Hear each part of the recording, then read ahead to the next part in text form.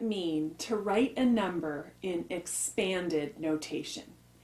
Numbers, as we usually read them, are in decimal notation, and each digit in a number has a place value depending on the position in the number.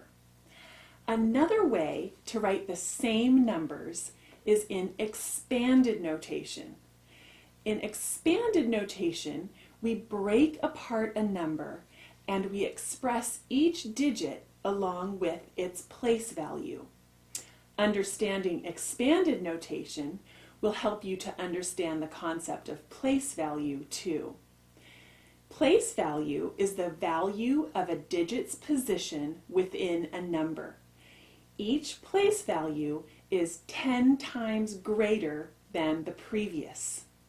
So in a number like 1,234, we can take a look at 4 place values.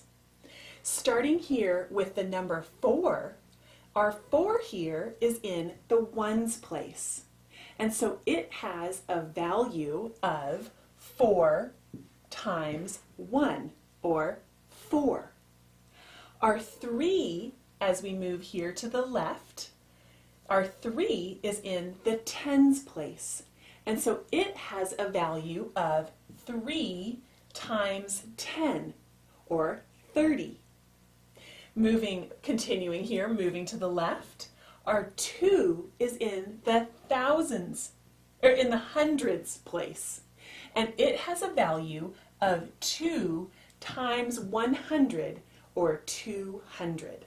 So ones, tens, hundreds. And then on this side of the comma, our 1 here is in the thousands place.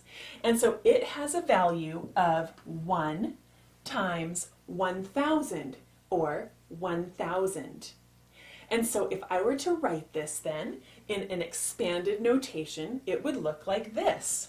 We'll start here with our thousands, and we would say that it's equal to 1 times 1,000 plus 2 times 100 plus 3 times 10 plus 4 times 1.